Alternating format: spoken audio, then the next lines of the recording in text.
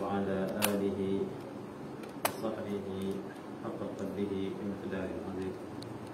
بسم الله الرحمن الرحيم. الكلمات الصلاة والسلام عليه خذ بيدي قرنة سنة إنكني لا إله إلا الله شريك له ومن قدير. بسم الله الرحمن الرحيم. Kata Al-Imam Abdullah bin Alawi bin Muhammad Al-Haddad wa nafa'ana bi ulumihi wa barakatihi wa barakatihi wa asrarihi fi darini amin ya rabbal alamin. Allahumma salli ala Muhammad.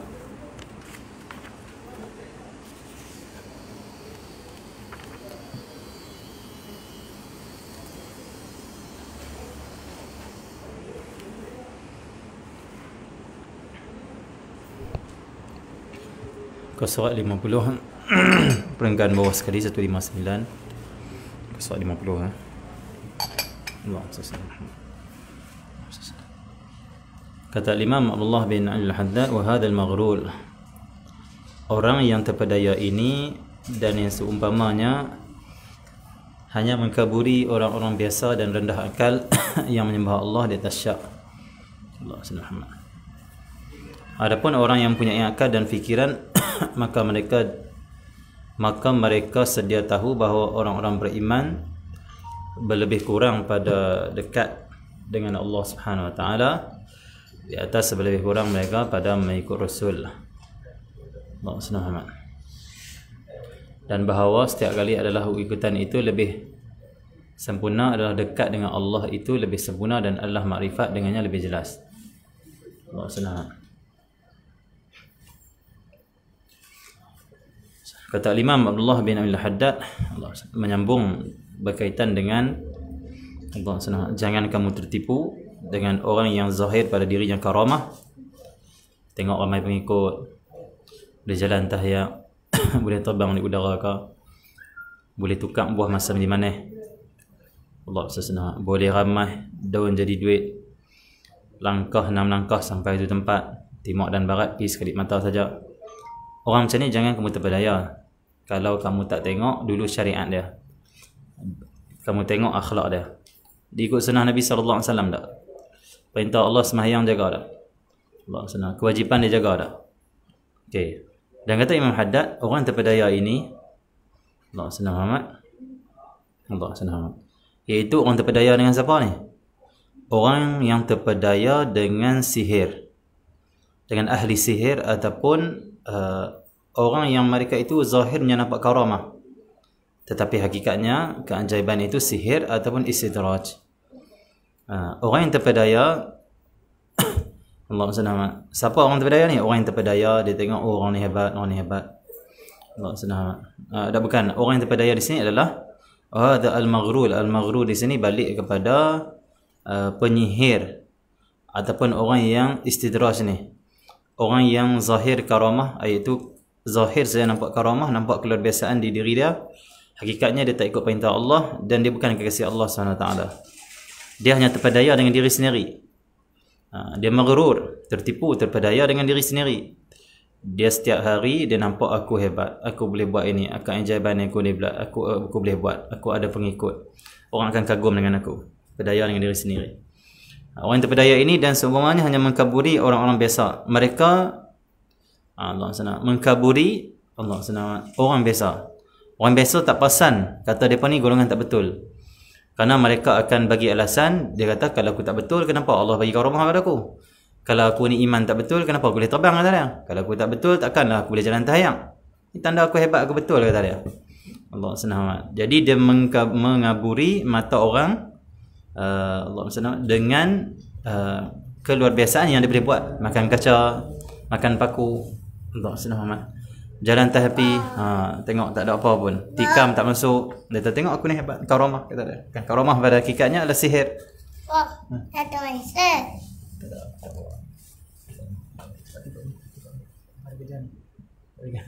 Nak kereta, nak kereta. Masuk kereta. Masuk kereta bawah ni, dalam ni. Rosak. Pecah dulu. Pecah.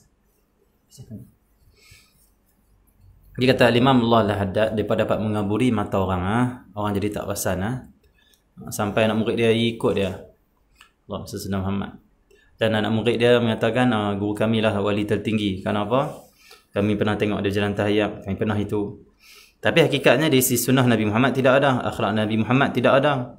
Kadang-kadang dia mutuk, dia maki orang yang maki dia. Bila orang kritik dia, kamu ni sesat, dia kritik orang balik, dia maki orang, dia rendahkan orang, dia kata orang tak faham, orang tak ada ilmu macam aku ni laduni, aku ini jumpa Khidir, aku ni ini.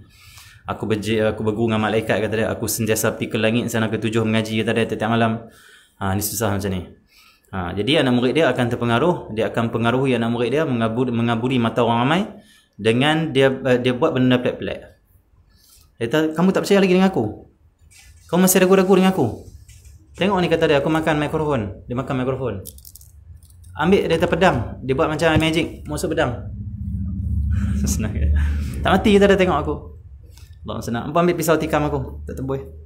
Tengok aku ramai dia ni jadi duit. Tengok aku ni boleh ambil tongkat aku pukul ke tanah, keluar ayam. Orang tahu, kalau dia tak betul, takkan tak dapat ni karamah ni. Karamah dia wali. Padahal keluar biasaan bukan semestinya karamah. Boleh disihir, sihir memang keluar biasaan. Boleh diistidraj, Allah bagi, Allah nak hancurkan dia orang jauh dengan Allah Subhanahu wa ta'ala. Allah senang, itu bahaya. Jadi semua hanya mengaburi mata orang biasa. Dia boleh mengaburi mata orang biasa saja. Dan orang yang rendah akal, yang menyembah Allah dengan syak, di atas syak, orang ni akan tak perasan orang tu tak betul. Orang yang rendah, orang yang biasa, dia biasa, maksudnya amal dia biasa, dia jadi seorang Islam yang biasa, macam orang ramai biasa saja. Lepas tu akal dia pun rendah, dia fikiran dia tak tajam. Dia panggil pakai ikut saja, macam lembu cucuk hidung ikut saja. Orang ni bagus, bagus. Orang ni macam tu. Dan dia pula sembah Allah, dia ibadat pada Allah, orang ni dalam keadaan syak. Maksudnya dia betul mencapai martabat yakin pada Allah betul-betul. Yakin tu tak betul-betul sampai. Orang macam ni hati dia, firasat dia tak kuat dan akal dia tak tajam, maka dia mudah dimanipulasi ataupun dipedaya oleh orang yang sesat. Allah senang. Na'udzubillah min dzalik. Dan kata guru kami, kebiasaannya guru yang nak buat pelik-pelik ni, kebiasaan dia tidak ada ilmu ataupun ilmunya tu kurang. Allah. Kenapa ulama dia boleh tarik pengaruh? Bukan dia nak pengaruhi orang, tapi dengan iman, akhlak, amal, cinta Allah Rasul, ilmu yang ada pada dia itu, yang sempurna tu, menyebabkan orang tertarik pada dia. Tapi bila orang main ke diri dia, dia bukan buat pada diri dia. Dia bukan nak orang sanjung dia. Dia bukan nak orang tunduk pada dia. Tapi dia nak orang tunduk pada Allah. Dia nak orang agung ke Allah, orang mulia ke Rasulullah, ikut Nabi Muhammad. Maksudnya dia seolah tarik orang pada diri dia. Bila orang main ke diri dia, dia bawa orang pada Allah. Itu saja. Diri dia hanya asbab saja. Dirinya hanya macam perhentian sat saja. Tujuan dia bukan dia, Allah. Satu guru yang sebenar itu, kata ulama, dia kaut anak murid dia, dia ambil anak murid dia, dia tarik anak murid dia, bukan pada diri dia. Kan dia tahu hampa ni tak boleh cari dah ni ustaz macam saya ni. Nak cari tok guru macam saya ni tak ada lah zaman ni. Bahkan zaman dulu pun tak ada ustaz ni. Zaman akan datang tak ada. Dulu kini selamanya. Dia Allah senang. Only one kata dia. Itu saja. Allah senang sudah. Jadi Allah senang tak bagus. Akhirnya anak murid rasa bangga lah hati dia. Uish, kami jumpa guru yang dulu kini selamanya tak pernah wujud. Masya-Allah. Akhirnya dia bercerita ke orang, guru kamu tak hebat, kata dia. Guru kami ni dulu kini selamanya dia saja yang hebat. Guru kami wali tertinggi. Guru kamu tak ada, bukan wali tertinggi, kata dia. Anak murid bangga, anak murid akan tiba hasad, anak murid akan jadi tinggi diri, anak murid akan menghina murid yang lain, menghina madrasah lain, menghina tok guru lain. Tok guru dia duk angkat diri dia depan anak murid dia. Sedangkan ulama salihin, wali yang sebenar, mursyid yang sebenar, dia pun bukan angkat diri dia. Orang duk dengan dia pun panggil antara Allah. Orang panggil Allah. Nak semua jadi hamba Allah saja. Itu saja. Depa nak kita dapat redha Allah saja. Nah, kita tak bagi apa kat depa, depa tak kisah. Tak puji depa tak kisah. Kita tak pandang pun depa tak kisah. Kita Allah Muhammad tak sanjung depa tak kisah. Yang dia kisah, kamu dapat redha Allah ke tak dapat redha Allah? Sedai. Dan kamu dapat redha Allah, selesai. Allah, walaupun kamu tak kenal aku siapa. Kamu tak kenal apa aku dapat. Kamu tak pernah tahu apa aku dapat, Allah bagi, tak payah. Penting kamu kenal Allah, tak perlu kenal aku. Itu mursyid sebenar. Okey ya? Allah senang. Jadi keikhlasan wali-wali, salihin, mursyid, murabbi macam ni lah yang orang ikut, orang rasa sayang dan orang akan patuh pada depa. Depa kata apa? Orang cuba amal. Dan depa boleh mendidik hati manusia. Kenapa? Kerana kekuatan cinta depa pada Allah dan sempurna ilmu. Tapi kata guru kami, bila seorang itu tidak ada ilmu ataupun ilmu dia tak lengkap, ilmu tak betul-betul mantap dan juga cukup, Dia nak tarik orang dengan ilmu tak boleh. Sebab ilmu tak banyak, bahkan ilmu tak ada. Akhirnya dia buat satu cara lagi apa? Buat benda pelik-pelik. Dengan hanya benda pelik-pelik akan boleh mempengaruhi orang. Kalau wali, mursyid, murabbi, ulama yang sebenar, dia tak perlu buat benda pelik-pelik. Kenapa? Ilmu dia tu segala-gala. Tak ada yang lebih baik daripada ilmu. Ilmu dapat mengenal pada Allah. Ilmu dapat kita ni keluar daripada kejahilan. Dapat kita dapat kenal kehidupan di dunia. Dengan ilmu kita dapat kebahagiaan dunia dan akhirat. Cukup dengan ilmu. Allah SWT. Kalau kita tunjuk pada orang jalan tahyang, orang dapat apa? Orang boleh berjalan juga. Kalau boleh berjalan pun dapat apa?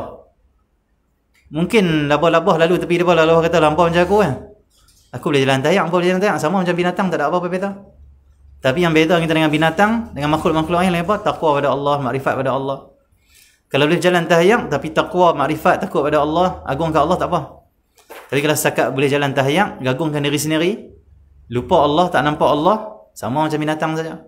Sama macam itik, terapung tahyang, sama dengan labah-labah. Apa bezanya? Okey ya. Allah SWT Muhammad. Okey, jadi Allah SWT Muhammad.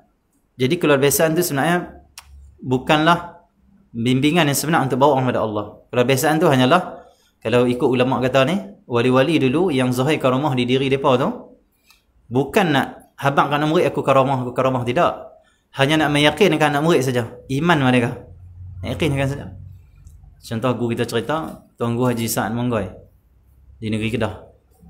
Kami ada nak? Tuan Guru Sa'ad Monggoy, lama? Wali dia belah mana? Belah tak jauh dengan Ustaz. Kedah ni. Belah mana dia? Tuan Guru Haji Sa'ad Monggoy nama dia. Belah mana dia? Belah-belah tu kot rasanya. Betul. Belah-belah tu. Belah-belah tu. Betul. Ada kawasan-kawasan tu lah. Kan dulu kawasan pondok dulu banyak dulu. Berapa ratus pondok tu tu. Zaman dulu lah. Daripada Langgang sampai sana tu. Kat sana orang banyak. Tu kawasan pondok dulu lah zaman dulu. Lah pada peninggalan pondok kita boleh, kalau kita boleh pergi ke Langgang tu. Tapi ke Pekan Langgang tu kita masuk kot nak pergi makam diraja. Belakang tu ada masjid surau lama-lama kayu-kayu. Tu pondok lama tu, pondok asal pondok. Ada lagi dah ni. Batu Santun tu. Kita pun pondok dia ada start di Tongkai apa ada pondok. Dulu di sini Tuan Guru Haji Muhammad bin Saleh ni, Kampung Hilang, 1 tahun lebih lah. Dia nak murid kepada Syekhul Islam. Tuan Guru Syekh Wan apa? Sulaiman Siddiq ah. Tu Syekhul Islam Negeri Kedah. Dia nak murid tu. Ada kitab dia, saya ada simpan kitab dia. Ada aswad yang ngaji kat sini, dia tok dia mengaji dekat Syekh Muhammad bin Saleh. Dia seorang pengarang kitab, seorang ulama wali daripada Minangkabau, dia Minangkabau. Dia buka pondok di sini Tuan Kayak. Dan bangunan dia tu masih ada lagi, dia punya surau dia tu. Lebih 100 tahun dah, ada lagi. Dan kami tengok kitab dia tu memang lebih dari 100 tahun dah. Dalam kitab dia tulis, saya menulis kitab ini, saya buat ini, itu atas arahan guru saya yang mula Syekhul Islam ini, dia guru dia. Okey ya. Kitab dia tak dicetak, mungkin tak ada anak murid yang terus kan. Jadi kalau boleh kita boleh jumpa mufti, kalau boleh kita bawa jumpa mufti, kalau boleh lah. Untuk yang kita sembang dengan Bami nanti, kitab dia ada. Saya ingat kita jumpa mufti ataupun sidik tengok kitab dia macam mana, kok boleh cetak balik. Kita mungkin boleh minta izin keluarga dia. Sebab sangat manfaat saya baca kitab dia, ada tauhid, ada itu, ada adab, ada tasawuf. Boleh ulama di tempat kita. Ramai orang tak tahu di apa Nyok Stali dulu. Madrasah tu. Ni itu Said Farasadah Al-Jufri dia apa. Mai ke Tuan Kayat, mungkin mai dulu daripada kapal ke wallahu a'lam, daripada Hadramaut, dia pasal Hadramaut, buka kampung di sini. Tuan dia apa Said Al-Jufri tu. Pak Tuan Said bos orang tu surau tu. Asal tu madrasah, tempat ngaji macam pondok. Akhirnya di surau lah. Maksudnya apa? Ustaz ni pun sendiri ada pondok, ada madrasah dia. Lepas tu Langgang tu banyak. Langgang naik ke atas tu banyak. Sampai kena kalau ni ada peninggalan dia. Ni hakikat kita negeri Kedah, negeri yang penuh dengan mungkin ribuan pondok dulu. Dan pondok dulu Allah SWT, dia tak sama. Ada pondok style pondok yang dia buka macam surau dalam satu kampung. Orang kampung main mengaji, duduk rumah masing-masing, pergi mengaji dengan Tok Guru, ikut Tok Guru. Ada yang buka di pedalaman, di hutan, buka pondok, tarik anak murid, mari duduk situ terus. Tu dua cara ulama dulu masuk Allah SWT. Kita pun alhamdulillah kita ni buat cara yang kedua lah, cara pertama tadi. Kita tak buat orang duduk sini, kita buka macam pondok, siapa main ngaji masing-masing main pada rumah. Ataupun setengah ulama dia pergi ke hutan ataupun pedalaman untuk jauhkan diri daripada masyarakat, untuk tumpukan tarbiyah anak murid. Tu dia buat pondok, dia buat pula pondok-pondok untuk anak murid. tuan murid boleh mana-mana pun boleh. Okey, yang penting kita sampaikan saja apa yang amanah Allah Subhanahu Wa Taala. Okey, jadi Allah Muhammad jadi Tuanku Haji Sa'ad Monggoi ni diceritakan satu hari diceritakan oleh nak murid dia. Satu hari dia pun nak pergi tahlil. Bila nak pergi tahlil, Allah Subhanahu Muhammad nak murid teman Tok Guru satu kampung pendalaman, dan kampung itu titi tu kecil saja. Orang dulu kan kadang-kadang nak lintas sungai titi buat sendiri ya. Titi tu kecil, nampak macam reput. Kecil, hanya seorang saya boleh lalu. Allah Subhanahu. Waktu tu Tuan Guru Sa'ad Monggoi nak lintas titi. Bawah tu sungai. Sungai kecil tu lah. Sungai. Tok Guru kata kat murid dia, "Jom naik aku sekali titi." Orang dah golek kepala dah. Selalunya orang naik di sini seorang-seorang lah, sebab titi pun tak kuat. Dia ni Tok Guru dia tak apalah naik wali, dia pun nak naik juga. Tok Guru dia naik, dia pun nak naik dengan Tok Guru dia. Naik-naik akhirnya di tengah tu dia pun jatuh. Jatuh masuk dalam sungai. Keluar daripada sungai. Habis keluar saban-saban apa kata dia? Keluar sungai, terus pergi ke rumah tahlil orang tunggu. Sampai-sampai masuk dalam rumah, Tok Guru panggil dia duduk tepi Tok Guru. Jatuh Tok Guru dia, main duduk sini tepi. Dia basah. Tok Guru dia tak apa masuk kan. Tok Guru kata apa? Pegang baju aku. Dia pegang kering tak basah. Maksudnya Tok Guru, kalau Tok Guru yang zahir karomah di diri dia apa? Bukan untuk membimbing anak murid, untuk kelongkan anak murid daripada kejahilan, bukan. Itu bukan tujuannya, hanya untuk meyakinkan anak murid kamu ikutnya di jalan betul dah. Allah bagi ni. Izin Allah Subhanahu Wa Taala. Ni kuasa Allah Subhanahu. Nak tunjuk anak murid ni kuasa Allah. Allah boleh jadikan semua ni. Sebab ni adalah ciptaan Allah, makhluk ni ciptaan Allah. Ya, air boleh membasahkan baju kita. Tapi kalau Allah tak izinkan, tak basah. Ataupun basah, Allah boleh keringkan dengan, mungkin kalau ikut adatnya, kebiasaannya, baju kalau basah nak kering sejam, Allah boleh jadikan seminit. Itu urusan Allah, ni makhluk semua dia punya. Ataupun dia boleh buat seminit tu macam sejam. Itu urusan dia, bukan urusan kita. Dia nak yakinkan anak murid, Allah itu wujud. Kamu kena yakin pada Allah, nak hantarkan keinginan anak murid.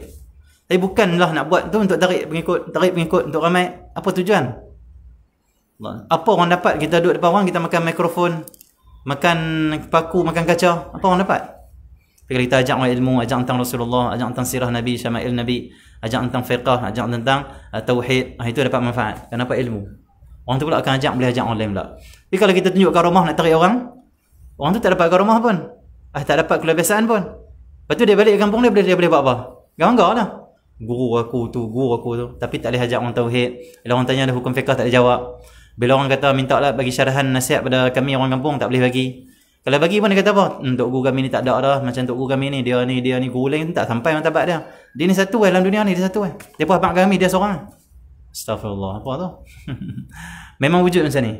Ini kenyataan, bukan kita rekaan. Okay, jadi macam tu. Dan ini kebanyakan guru kita cerita, guru kita ni pada Indonesia lah. Dia kata apa? Kebanyakan di Indonesia banyak benda ni. Banyak Ada yang dia kata apa? Ada setengah guru dia buat benda yang pelik-pelik. Dia kata siapa yang mengaji saya boleh bagi ilmu laduni terus tanpa perlu mengaji. Dia terus faham terus. Dapat ilmu terus. Macam wali-wali ulama. Tapi kata dia kena bayar dulu berapa ribu ringgit. Berapa ribu ni lah, mereka punya juta-juta lepas tu lah. Kena bayar dulu. Bayar sekian-sekian, dia akan pegang kepala, dia akan masuk ke ilmu. Tapi tak tahu betul ke tak?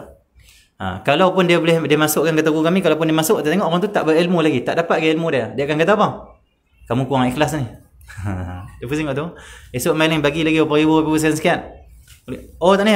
Tak apa, kamu kurang ikhlas, balik dulu istighfar. Oh, untung dia lah. Macam dus 1, dus 2, dus 3, dus 4. Okey. Jadi Allah Muhammad itu untung dia lah, untung dia betul Okey, jadi Allah Muhammad itu tak betul, semua tak betul. Jangan ikut guru yang dia buat luar biasa pelik-pelik. Lepas tu ilmu tak bagi pun. Tarbiyah tak ada pun. Kitab tak ada pun, kitab-kitab yang kita ngaji sampai khatam, saya faham, sampai dapat faham agama, dapat sampaikan pada orang, buat didik keluarga, tak payah. Tinggalkan. Walaupun dia banyak buat benda pelik-pelik, tinggalkan. Itu bukan guru sebenar. Dia hanya mengaburi mata orang, kata Imam Haddad. Imam Haddad yang sebut ni. Imam Haddad. Ulama Hadramut ni terkenal dengan tak mau buat kebiasaan. Ulama Hadramut, Allah Muhammad, seorang cucu ke siapa ataupun anak ke siapa, Allah Muhammad, adik-beradik lah berkaitan dengan Al-Habib Abdul Rahman, Al-Habib Abu Bakar Al-Adni. Seorang nama Aqil, seorang nama Muhammad. Depa dorang ni masih kecil lagi, tapi Allah angkat jadi martabat dia wali. Umur dia kurang 7 tahun saja, tapi dah martabat wali, boleh karamah zahir macam-macam. Allah izin apa dia nak. Allah SWT. Dan memang ada wali-wali yang mereka cakap, mereka sumpah, mereka kata Allah tunaikan. Itu hadis Nabi SAW. Hadis hadis Imam Bukhari dan Muslim. Nabi kata apa? Inna min ibadillah man law aqsama 'ala Allah la abarrah. Semuanya antara hamba Allah, itu wali-wali lah ni. Terdapat orang yang kalau dia bersumpah atas nama Allah, nescaya akan dikabulkan. Ada orang dia cakap kabul jadi terus. Ni wali kata Nabi SAW. Ni ada hamba Allah macam tu. Okey jadi Muhammad dengan Aqil. Muhammad ataupun Aqil, Allah SWT. Muhammad ada Aqil dulu. Aqil dia balik, dia keluar, tinggalkan rumah dia keluar, pergi musafir lah apa semua. Dia tinggalkan kambing, dia suka kambing, anak kambing yang dia suka. Anak kambing dia suka. Dia keluar, dia balik-balik, dia keluar kampung, balik-balik beberapa hari balik ke rumah. Dia tengok anak kambing dia dah mati. Orang kata anak kambing kau mati dah. Dia kecil lagi tu. Tapi Allah angkat anak martabat wali dah lah. Dia buat apa? Dia pegang telinga kambing yang mati tu, dia kata apa? Bangkitlah, bangkitlah, bangkitlah. Bangkit balik, hidup balik. Karamah lah. Dah biasa. Dengar pada Al-Habib Abdul Rahman Al-Habib Bakal Ali ni marah. Dia kata, aku tak suka benda-benda yang ni, benda pelik-pelik ni dibuat dan berlaku pada wali-wali yang besar, orang yang besar, ulama-ulama, tambah engkau orang kecil. Tak suka benda ni. Macam tak elok lah buat benda biasa ni, macam tak elok lah. Ini bukan tujuan kita lah. Seorang lagi adik dia tu Muhammad, dia ada belah, dia kong burung dua jenis, beza dua jenis. Dia teringin kepala ni duduk kat kepala ni, kepala ni duduk kat kepala ni. Dua jenis burung kan. Dia cabut kepala ni buat sini, dia cabut buat sini. Hidup. Karamah. Kita boleh percaya lah. Allah yang buat. Izin Allah SWT. Apa masalahnya? Okey Tetapi mereka ni mati waktu kecil. Lepas tak berapa lama mati. Kenapa? Mereka sentiasa ditegur dan wali waktu tu adalah seperti mana Imam Abu Bakar ni tak selesa dengan mereka. Sebab mereka ni budak-budak dan mereka ni pula jenis suka zahirkan. So dia macam keinginan nak buat tu banyak. Tak bagus. Satu wali-wali yang besar kebiasaannya tak buat benda-benda pelik-pelik. Dia ajak ilmu saja, ilmu dekat negeri pada Allah. Sebab bagi mereka yang ni takut aku tertipu. Takut dia tertipu, tak mau. Tunggu jadi Rifai. Pengalaman teruk untuk aku. Orang pernah tengok Tunggu jadi Rifai ni hujan tak basah. Jalan hujan tak basah. Allah SWT. Hujan tak basah ni biasalah wali-wali. Tunggu Umar Zuhdi pun sama, hujan tak basah. Guru dia apa? Tunggu Lanai dulu. Tunggu Lanai dulu dia rapatlah dengan Sultan Kedah dulu zaman dulu. Tunggu Haji Umar Zuhdi, wali ulama besarlah Kedah. Dia diceritakan oleh anak murid dia. Dia kalau mengajak hujan turun lebat. Dia tak teruskan mengajak kerana bumbung zing. Dia derah. Tak bunyi, tak kuat. Dia buat apa? Dia stop ngajak. Dia keluar daripada surau, terus balik ke rumah tanpa ada payung dan tanpa tunggu hujan serayat. Tetapi waktu dia keluar tu, anak murid semua teropong dia, pakat keluar kat bangunan, pakat duduk tingkap. Kenapa? Nampak jelas Tok Guru hujan titik tak kena dia. Jalan balik. Titik tak kena. Tu wali-wali lah. Allah zahir karamah. Dikatakan Tunggu Jadi Rifai tak kena hujan. Hujan tak kena. Tapi saya tengok Tunggu Jadi Rifai bila mungkin Tunggu dengar di telinga Tunggu orang duk sebut macam ni. Apa Tunggu Jadi Rifai buat? Saya pernah beberapa kali tengok. Kadang kita duduk untuk guru, orang tetamu mai. Kita lain tetamu sekali lah. Waktu tetamu nak balik, Tunggu akan kadang-kadang Tunggu akan keluar ikut sampai luar. Satu hari nak keluar ikut, hujan turun dan tak lebat, renyah-renyah sikit-sikit lah. Sikit lah. Basah tu mungkin 2-3 titik lah. Apa Tok Guru buat? Dia cari payung, saya tengok. Dia pulang payung. Kan pelik. Hujan memang confirm tak basah hujan tu. Sikit-sikit tapi pakai payung. Dia tutup siap-siap, tak mahu orang kata. Kok-kok lihat titik 2 titik pun tak nampak kena kan tu. Oh nampak tak kena hujan tu, tak kena. Dia tak mahu tu. Pakai payung. Kalau kita, hujan sitik lagi bagus, sekali tak kena. Lagi nampak jelas aku wali lah. Kalau hujan lebat tak berani, sekali kena lagi. Pakai payung saya tengok. Berapa kali saya tengok keadaan tu, pakai payung. Hujan tak akan basah, dia pakai payung. Dalam pondok lah tu. Sedangkan keliling pondok tu, tepi-tepi tu ada lah, kalau kita nak berteduh, ada bumbung sedikit, boleh selit lah. Pakai payung. Tunggu Jadi Rifai. Dan Tunggu Jadi Rifai pernah kata kat saya, dia kata apa? Wali-wali ni kata dia, kalau dapat benda pelik-pelik keluar biasaan yang Allah bagi, dan benda yang mencarikan adat yang zahir karamah ni, kata Tunggu Jadi Rifai, banyak mereka minta tutup balik. Tak mau Takut hati ni berpaling kata dia. Takut dia jadi berhenti ibadat kerana Allah, duk kerana nak benda tu pula. Tak mau. Tutup. Tak tutup. Kita minta buka. Kita minta buka. Buka lah bila nak jalan tahyang ni. Dia pun minta tutup. Tak mau, takut hati paling. Cukup kita Allah redha, cukup nak apa lagi. Kalau kita tak pandai buat luar biasa pun, kita makan nasi tetap rasa macam tu, panas tetap rasa panas, sejuk rasa sejuk, hujan basah, tapi Allah redha kita, cukup. Nak apa lagi. Tapi kalau hujan tak basah, makan nasi rasa macam makan kuih goreng, makan buah masam rasa makan buah manis, tapi Allah tak redha, nak apa itu? Untuk apa? Hidup untuk apa? Allah senang. Ni jaga-jaga Imam Haddad. Ada orang yang jenis mengaburi mata orang, kata Imam Haddad. Siapa yang kena kaburi mata ni? Orang biasa, bukan orang alim, bukan orang berilmu, orang biasa-biasa saja. Rendah akal, pemikiran tak tajam, tak cek betul-betul guru tu, betul tak betul. Lepas tu mereka menyembah Allah, kata Imam Haddad, beribadah pada Allah dalam keadaan mereka itu syak, tak betul-betul yakin. Maka hati mereka tak fungsi, iman mereka tak kuat untuk tahu guru ni tak betul, guru ni tak betul, guru ni tak betul. Ada pun orang yang mempunyai akal dan fikiran tajam, akal tajam, hati bersih.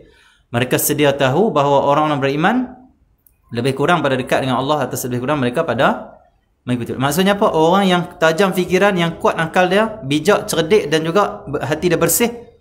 Allah senang. Dia tahu orang beriman yang dekat dengan Allah ni adalah orang yang ikut Rasulullah.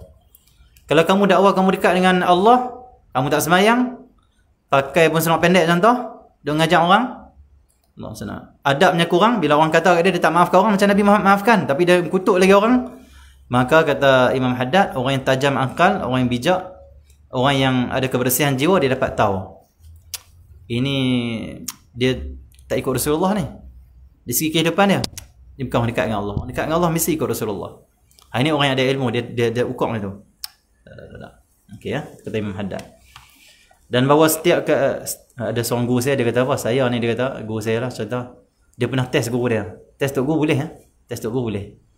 Pernah dibuat di zaman salafun salih, seorang ulama, seorang anak murid dia kata kat dia. Dia bukan tok guru pada ni, dia apa? Dia hanya orang soleh saja. Dia nak ajak anak murid yang nak cari tok guru ni, cara nak pilih tok guru. Dia kata anak-anak tok guru ada halaqah masjid ni banyak tok guru. Tapi pilihlah, dia kata dia, yang terbaik nak ambil agama. Dia ajak budak ni, jom ikut aku. Masuk majlis pertama. Majlis pertama, tok guru tu tengah majak, depa masuk-masuk tak mau duduk. Dia kata jangan duduk, kita jangan duduk lagi, kita berdiri depan tok guru tu. Tok guru duduk. Tak duduk atau. Duduk kata dia. Tak duduk atau. Hei, aku suruh duduk, kenapa tak duduk? Mula marah lah. Mula marah lah. Allah senang. Lepas tu dia tanya, kenapa kamu tak mau duduk? Kenapa kamu tak ikut arahan aku? Ni majlis ilmu. Allah senang. Kami benci engkau. Kami benci engkau. Belah. Bahasa Kedah, belah. Keluar kamu. Ukhruj. Belah. Tunggu apa lagi? Aku membenci kamu. Masya Allah. Allah senang. Keluar, lepas keluar. Dia tak nak ngaji untuk guru ni. Aku tak mau ngaji, kata dia. Ni nanya kalau ngaji untuk guru ni. Masuk halaqah kedua. Diri. Dia terduduk. Kenapa kami tak mau duduk? Kenapa kamu tak duduk? Tak ikut arahan saya. Kami tak suka pada kamu. Kami benci pada kamu. Allah senang.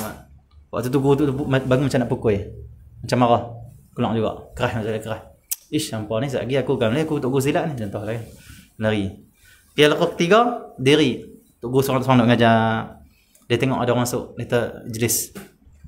Duduk. Senang. Dia kata kami tak mau duduk. Kenapa kamu tak duduk? Kata dia.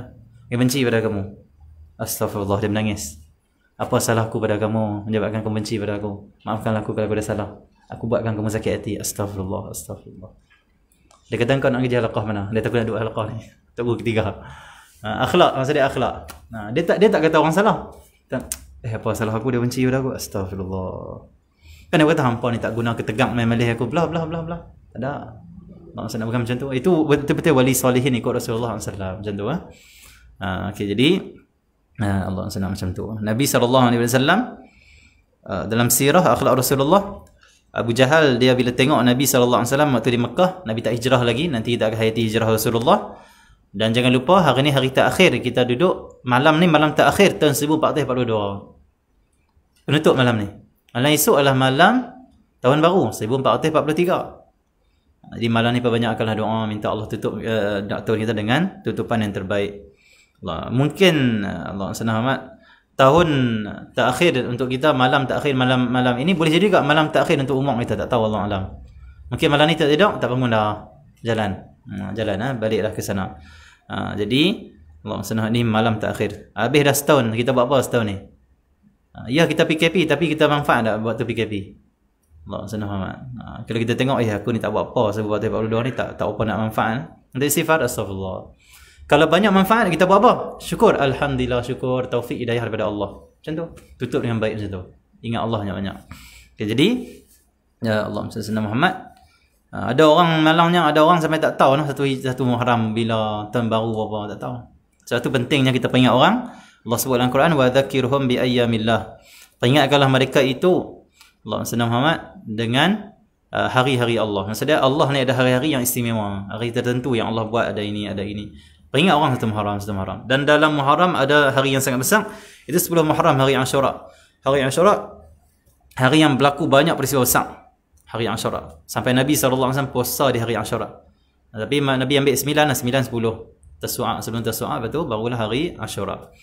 Banyak Muharram ni, banyak juga keistimewaan berlaku. Tak apalah, jadi Allahumma salli Muhammad. Allahumma salli Muhammad. Jadi nak cerita apa tau? Cerita apa tadi? Cerita Muharram pula. Cari tok guru. Dia cari tok guru macam tu. Jadi Nabi SAW cerita Rasulullah SAW sebelum hijrah, Nabi SAW duduk sujud, selalu keluar seorang-seorang, kadang-kadang sujud depan Kaabah. Waktu tu orang yang jahiliah ni duduk di situ, orang Quraisy, musyrikin, termasuk Abu Jahal, Abu Lahab, semua ada. Allahumma Muhammad, Abu Jahal, Abu Lahab. Waktu tu Abu Jahal dia geram. Dia kata Muhammad buat ibadat yang tak sama dengan kami. Muhammad buat benda yang baru, dia seolah menghina agama kami, berhala kita, tok nenek moyang kita.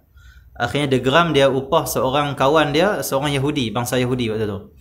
Dia kata, engkau ada belau unta kan? Ada kandang unta kan? Dia kata, bagus. Himpunkan semua najis-najis unta. Biarkan berminggu-minggu. Biar dia jadi busuk betul-betul.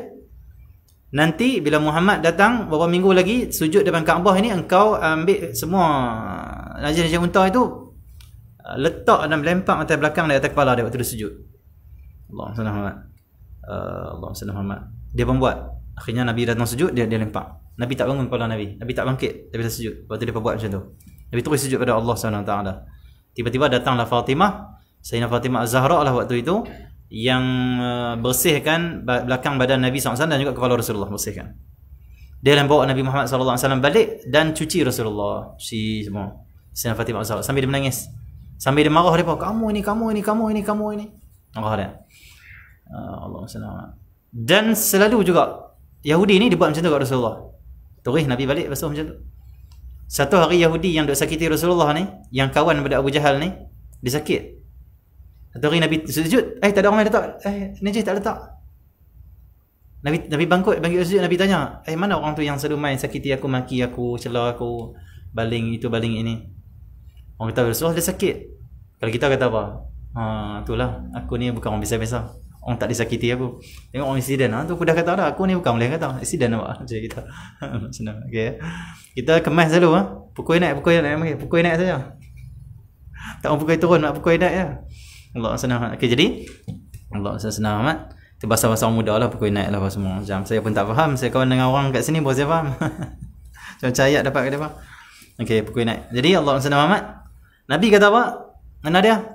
Betul Rasulullah dia, Allah senang Muhammad. Dia sakit, terlantar di rumah. Waktu tu berubah wajah Rasulullah. Nabi macam cemas. Bergegas Nabi dengan cepat laju pergi ke rumah dia. Masuklah rumah dia. Masuk, Nabi pergi tepi dia. Nabi tengok dia sakit, Nabi ziarah. Lepas tu dia menangis. Dia kata, wahai Muhammad, dah berhari aku sakit, tetapi orang yang rapat dengan aku, Abu Jahal, yang rapat dengan aku, dia kawan rapat aku, dia tak ziarah aku langsung, tak ambil berat tentang aku. Tapi engkau yang aku sakiti tiap-tiap hari, aku maki engkau, aku lempak tahi atas kepala engkau ambil berat pasal aku. Engkau ziarah aku sakit, engkau sayang pada aku. Nangis dia. Minta maaf Rasulullah, minta Muhammad, Islamkan aku. Masuk Islam dia. Rasulullah punya akhlak. Allah SWT. Sebab itu Allah SWT, guru ni dia kena ciri-ciri macam tu, ulama. Dia kalau kita tengok ulama tu orang hantar, orang kata sesat, orang kata musyrik lah apa semua, syirik, kafir apa semua, dia tetap tenang. Dia jawab pun dengan tenang. Dan dia tak maki orang balik, dia tak kafirkan orang balik. Itu guru sebenar. Kan senang cerita guru tu. Allah senang amat. Terbanyak kita tengok akhlak tok guru kita, alhamdulillah, syekh-syekh kita tengok. Bila dihantam, dimaki, dihina, difitnah. Contoh Guru Rifai, kita Syekh Zainul Asri. Banyak kena fitnah tu. Guru Rifai tu banyak kena fitnah. Bila kita sembang dengan dia, kadang dia luar. Dia kata, oh ni isu baru orang kata kat Ana pula ni. Dia senyum. Kata macam mana Ustaz? Tak apa lah. Kata Tuhan atok dah. Ikut dia, kata dia. Ikut dia. Dia kata kita naik. Kita turun. Ikut dia, kata dia. Tuan Guru Rifai, dia pernah cerita saya. Dia kata apa? Ada seorang kata dia kata kat Tok Guru lah, kata Tok Guru Haji Rifai ni mengaku wali. Tu sebelum meninggal tu, ziarah dia sebelum ditarim tu. Allah Sunnah Muhammad duk mengaku dia wali. Dia kata takkanlah kita nak aku kita wali, kita malu benda tu. Takkanlah kok kita ni bukan orang siapa-siapa, kata dia. Orang fitnah dia, orang kata dia mengajak nak kuliah dia mengaku dia wali. Saya ni wali, saya ni wali. Tidak. Dia kadang dia baca kitab, mungkin dia buat kisah kot. Mungkin kitab tu kot. Sebenarnya wali itulah saya ke apa. Contohlah kata-kata kitab tu. Mungkin dia baru duduk ke dia. Mengaku wali, dia keluar. Macam Tok Guru Rifai kata lah. Saya pernah tanya Tok Guru Rifai, Tok Guru, ada orang kata di Parit Panjang ni tempat kami ngaji lah tu. Ada orang ajak tasawuf, dia sesat. Sesatnya kenapa? Dia ajak satu ajaran, bila dah yakin tak payah semayang. Tok Guru Rifai jawab apa saya? Tak sesat kata dia? Betul? Apa sesatnya kata dia? Saya pun pelik tak sesat. Ni kata Tuan Guru ni lebih pemikiran lebih luas daripada kita, ilmu lebih banyak daripada kita, fahaman lebih dalam. Dia kata nak sesat apanya? Dah yakin tak payah semayang. Orang yang tak yakin tu dia susah sikit nak semayang, dia berat. Orang yang dah yakin tak payah semayang. Kerana semayang dah mudah di mata hati dia, khusyuk, sedap semayang. Kita kalau dah yakin seronok dengan masjid, dah seronok dengan semayang Jumaat, senang habis. Senang Orang yang dah tak yakin, tak pernah rasa apa itu masjid, berat habis, susah. Jadi orang yang yakin dengan Allah, yakin akan bertemu dengan Allah, tak payah semayang dah. Kenapa? Semayang tu jadi mudah untuk dia. Mudah. Yang payah semayang ni kenapa? Iman tak apa nak mantap. Yakinan tak mantap. Faham tak bahasa tu? Maksudnya mungkin, Tuan Guru kata mungkin orang tu dia mai ke hujung majlis. Tok Guru tu dah hurai dah tuan tu. Orang yang susah semayang ni kerana berat. Iman itu masalah. Tak yakin. Orang yang rajin semayang, orang yang kuat semayang, tak tinggal semayang. Dan mereka tak rasa payah semayang tu. Maksudnya tak payah semayang bagi mereka. Alah orang yakin kata dia. Kesimpulannya, dah yakin tak payah semayang. Dia mungkin baru duduk, astagfirullahaladzim, majlis sesat. Tok Guru ni sesat dah. Apa dah yakin tak payah semayang? Yakinlah kena semayang kata dia. Nampak? Akhirnya keluar majlis, dia cerita kat pondok-pondok lain, Tok Guru tu sesat, Syekh tu sesat, Syekh tu sesat. Padahal dia tu yang sesat sebab dia main lewat majlis. Dia pergi dengar kesimpulan tu bahaya. Kadang-kadang kesimpulan tu bahaya, tak ada huraian sebelum tak ada. Tuan Guru Rifai dia teliti ke tu, dia sangat-sangat baik.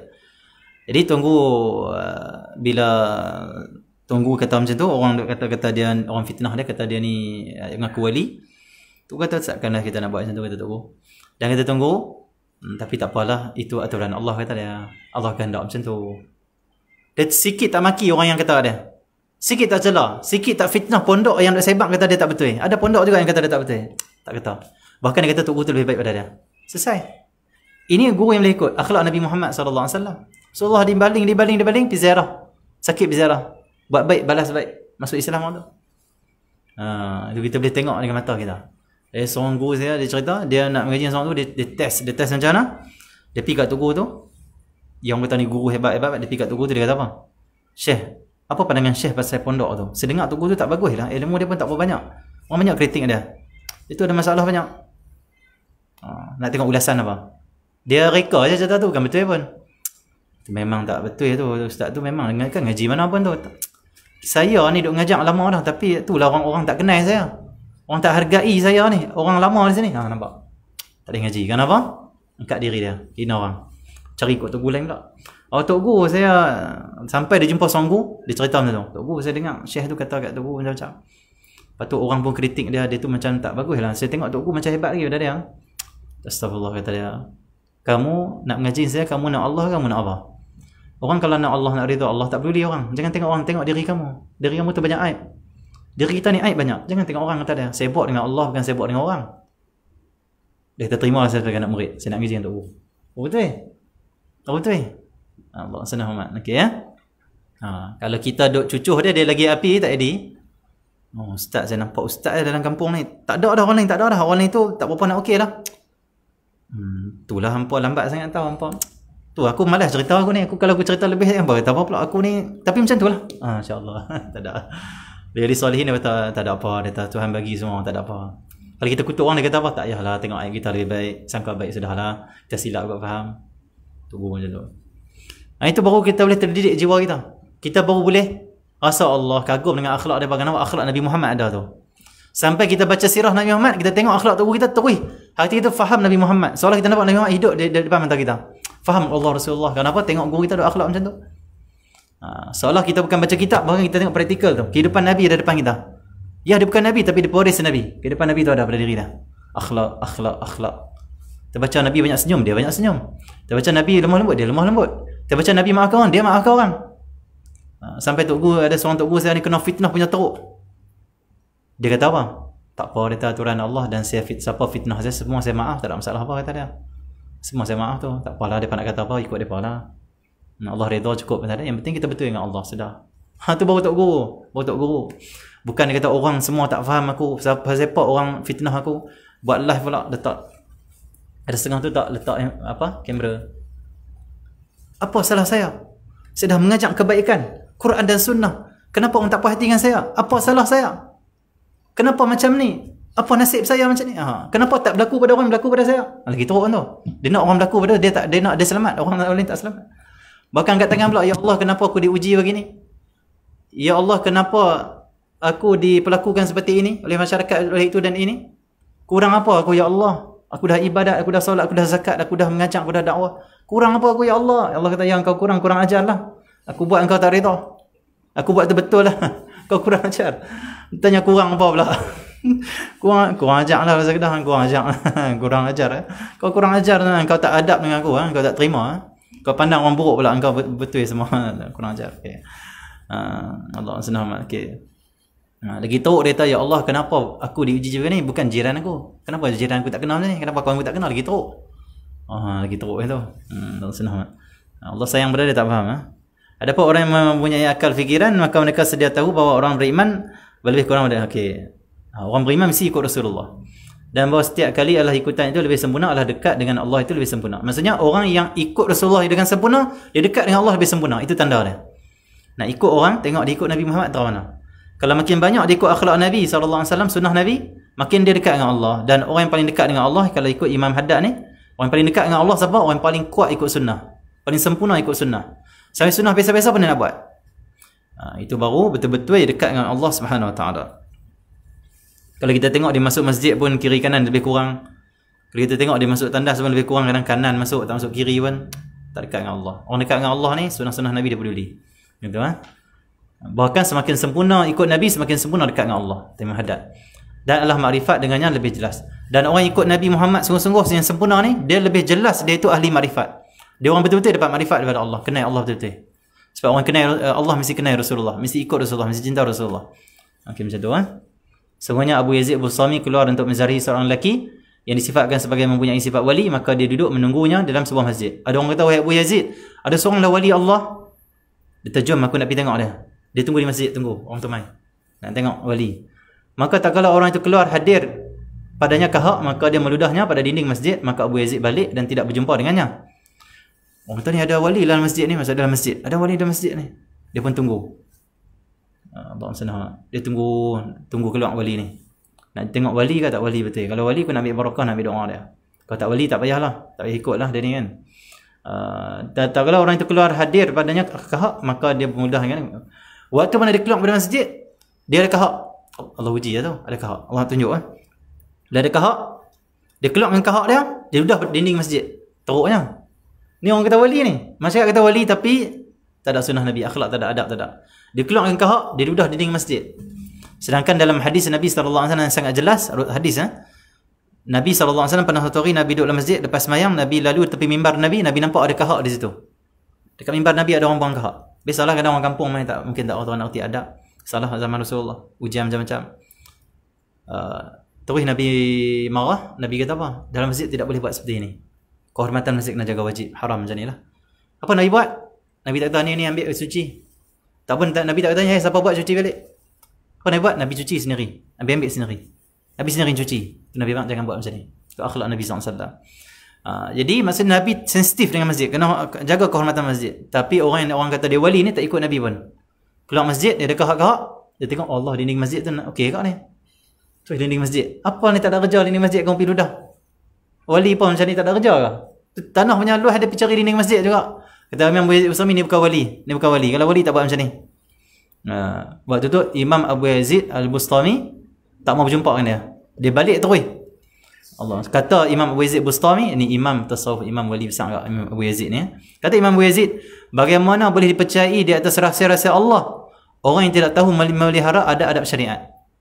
Bagaimana Allah boleh jadikan dia orang yang amanah, yang Allah percaya untuk simpan rahsia Allah, ilmu Allah, marifat daripada Allah, sedangkan dia ini adab-adab syariat pun dia tak jaga.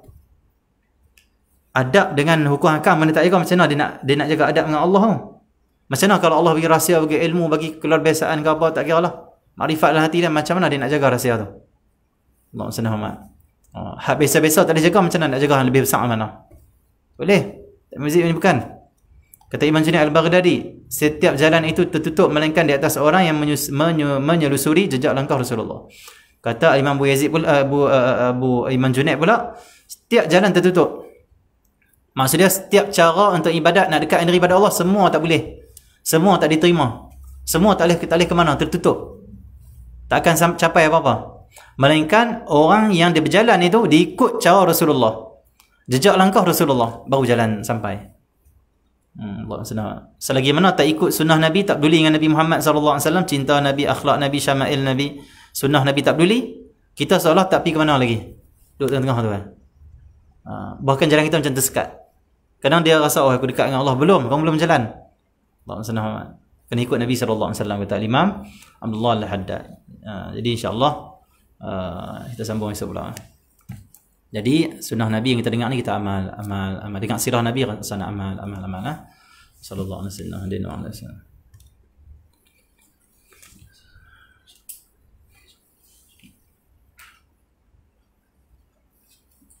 Macam mana ni dia? Bagi dia ni.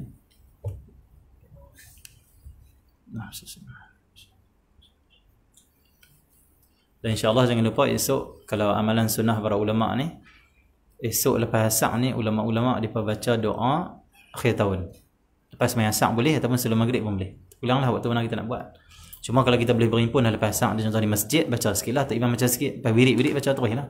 Lepas wirid baca sikit doa lepas sembahyang, sambung doa akhir tahun. Kalau tak boleh nak berkumpul, kalau kita tak berkumpul lepas asar, berkumpul sebelum maghrib.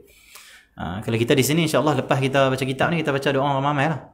Saya baca ikut ya semua. Baca ramai biar semua baca. Tak mau seorang baca kita dengar kurang bagus. Kalau kami di Tarim ulama-ulama asal depa baca. Bismillah, alhamdulillahirabbil alamin, alhamdulillah. Wassalatu wassalam ala Rasulillah, contohlah kan. Allahumma inni contoh. Jaga tu. Kita biar semua sama-sama kita rasa baca doa betul-betul. Kalau tak boleh kita ikut, kita aminkan saja. Kita baca doa akhir tahun esok di sini. Pada waktu selepas kita program kita ni pengajian asar. Lepas tu kita akan baca pula doa awal tahun selepas sembahyang maghrib. Yang kita baca doa awal tahun. Okey ya. Tu wallahu alam. Esok hari Senin lah. Bismillah. Tajaan alhamdulillah. Allahu Muhammad. Tapi betul ya kata Nabi SAW, akhir zaman nanti di antara alamat kiamat setahun rasanya sebulan. Last tahun lah. Rasanya sebulan. 2021 pun nak habis lah. Nak masuk bulan 9. Bulan 8, bulan 9, 10, 11, 12. Setahun macam sebulan kata Rasulullah akhir zaman. Sebulan macam seminggu. Seminggu macam sehari. Sehari seumpama satu percikan api. Macam tu saja. Ada sehari sama sejam. Sehari sama sejam kata Rasulullah. Dan masa sejam di akhir zaman macam satu percikan api. Betul habis. Kita ngaji sejam lah. Saat saja. Allah senang. Tapi rasa lama sikit lah sebab ngaji. Tapi kalau saya mampu tengok. Sejam masa macam seminit Masya Allah. Melawak. Okay. Allah senang. Kemal Fahim bin Fakhr Razi. Kepala Batas Kedah tajaan. Doakan moga saya Allah kabulkan segala hajat. Moga saya terus kuat dan tabah dalam menghadapi ujian. Doakan semoga Allah bersihkan hati saya. Allah gunakan makrifat mengenai Allah berikan kebaikan di akhirat, dapat ridha dan kasih Allah, selamat dunia, selamat daripada fitnah akhir zaman. Semoga Islam, amin. Sebenarnya hamba Allah dari Sarawak, doakan saya diampunkan dosa-dosa kecil atau besar. Doakan saya terus kuat dan sabar hadapi ujian. Doakan saya akhir hidup saya dengan husnul khatimah. Doakan moga urusan saya, doakan Allah mudahkan urusan, doakan mudahkan urusan perkahwinan dengan tunang. Moga Allah kabulkan hajat saya dan doakan agar saya hidayah. Allah beri hidayah pada semua ahli keluarga saya meluk Islam, amin. Sebenarnya daripada Kota Baru, hamba Allah mensedekahkan Al-Fatihah, Al-Fatihah buat arwah sahabat saya Luqman Marwan bin Muhammad Zahir dan Khairul Amri bin Zainal Badri yang telah meninggal dunia. Kita baca, habis ni kita baca Al-Fatihah. Semoga saya diizinkan bertemu Rasulullah, dilindungi oleh Allah di akhirat, digunakan semua kesayangan baik zahir batin. Sebenarnya amin, semoga Allah kabulkan. Sebenarnya Balkis Kuala Lumpur, pada Kuala Lumpur, Balkis keluarga daripada Kuala Lumpur, doakan anak kanda saya Muhammad Imtiaz dilimpahkan taufik hidayah, dapat mengenal Allah dan Rasul, serta saya dan keluarga saya sihat tubuh badan untuk mengerjakan taat kepada Allah dan Rasul, amin. Sebenarnya hamba Allah daripada Kedah, mohon doakan kesembuhan pada sahabat saya Puan Norina binti Mustafa yang sedang bertarung dengan COVID-19 stage 4, stage 3. Semoga Allah mengangkat penyakitnya, diberikan kesihatan yang baik seperti sedia kala, amin. Semoga Allah angkat segala wabak, beri kesihatan. Yang terakhir, hamba Allah dari Selangor, mendoakan kesembuhan buat ayahanda Haji Mak Muda dan isteri yang kini positif COVID-19. Ayahanda Haji Mak Muda ni selalu ikut kuliah kita. Lama dia ikut saya perasan, dia lama dia komen-komen tu, saya perasan selalu. Ayahanda Haji Mak Muda dan isteri yang kini positif COVID-19.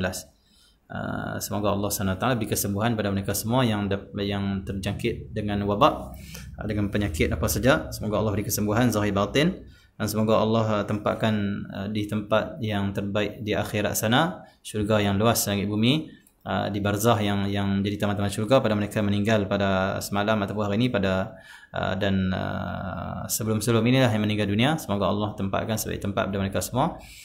Semoga kita semua dirahmati oleh Allah, diberkati oleh Allah, dan semoga kita dapat bertemu dengan guru yang sebenar, semoga kita berpaut dengan guru yang sebenar, semoga kita dapat mengenal Allah, dapat mengikuti Rasulullah sallallahu alaihi wasallam alhamdulillah. Kita baca Fatihah pada mereka yang kita niatkan untuk membaca Fatihah. Bismillahirrahmanirrahim. Ya kan,